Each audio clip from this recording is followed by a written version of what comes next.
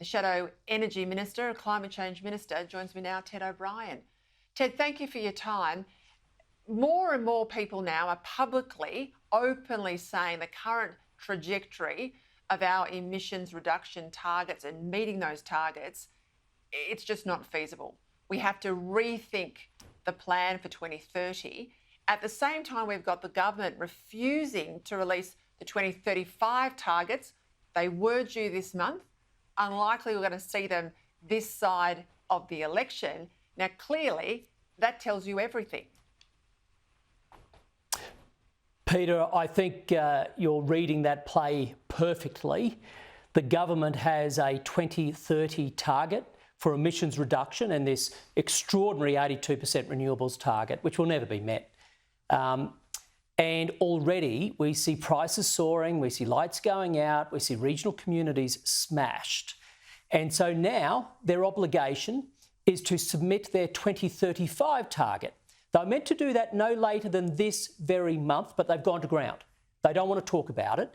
And it's for the very reason you raise. They know that it will only get worse. Prices will only go up further. And you know, we have a real risk when it comes to reliability. The Prime Minister ultimately is a weak man, and he has an ideologue as a minister, and a weak person just can't bring into heel an ideologue. And it's the Australian people who are paying the price. So what do? They go to ground. They refuse to talk about the future of their 2035 target. In truth, the Australian people know exactly what's happening because they're paying the price. And they know that 2035, as I explained tonight, will really hit hard agriculture. It'll go in even deeper in relation to transport. It won't obviously just be EVs, it'll be the aviation sector and more. None of that's going to be disclosed to voters. We know these communities, when renewables sound terrific until they're on your farm or in your back door and the jobs go from your town, right? So they all sound fabulous until they turn up in your community. Well, Labor's not talking about that. They're putting them in seats where they think that they're, completely coalition and they can run over the top of people. And then you've got this issue about gas. The conflict is huge with gas. Labor say they accept they need gas in the system as a transitional fuel, but they won't find the gas in Australia. They're going to import the gas. If you can believe it, Australia is going to import its gas, and states like Victoria are facing widespread blackouts. Peter, if you look around the world, what country do you want to be other than Australia? I mean, our resources are extraordinary. And I was in South Korea only a few weeks ago. Our key trading partners, they look at Australia with almost jealousy because we have everything you need. But here we are in a predicament where we have a government which is ashamed of our resource sector, and therefore it is prematurely closing down coal plants. It is suffocating the supply of gas, which of course is crippling our own economy. Again, it just comes back to the madness about which the Chamber of Commerce has been talking today. Yesterday, the food industry. It's a reminder that how the Australian economy is being hit with bad Labor policy. It's not just your power bill that hits you at home. It's your groceries, your humble loaf of bread, whether it be the farmer, the miller, the baker. Everybody needs energy along the supply chain, and it's the consumers that get hit. And yet Labor just doubles down on bad policy.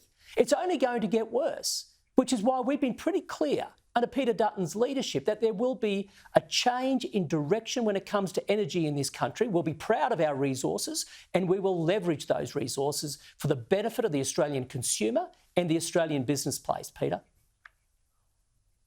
Now, I know what your boss has said about the Paris Agreement, but I'll make the point. The US is out, and three of the other top 60% emitters, so the US, India, Russia and China, they're the 60+% of world emissions. They're in that list. They're not even bound by Paris. So if basically 2/3 of the problem are not having a bar of the agreement, you've got to say Paris is dead, don't you? I think there's no doubt that, especially with a new Trump administration, there will be enormous consequences, and we're yet to see what that really means. We've obviously seen the early days.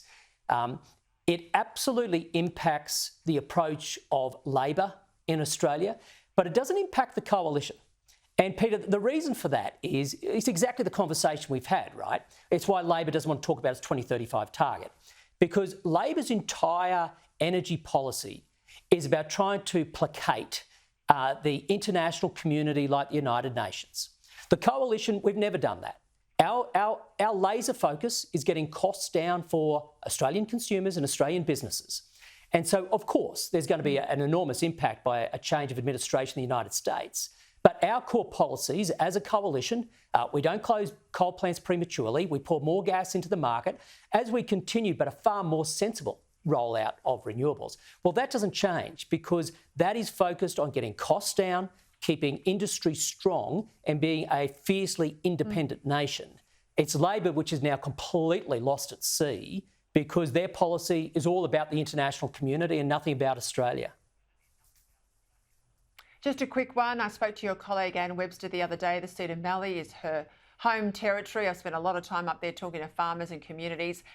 She's very happy to do it. She wants a town hall meeting. She wants to hear from the coalface. Will you come along? Pardon the pun. Will you come along and join us there, Ted?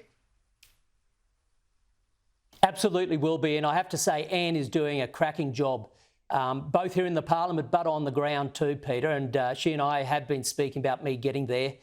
These communities are being treated with reckless indifference from the Labor Party. They need to be listened to, and that means listened to on the ground. And I look forward to getting there, as well as a whole bunch of other places before the election. You are a good man. Thank you, Ted O'Brien.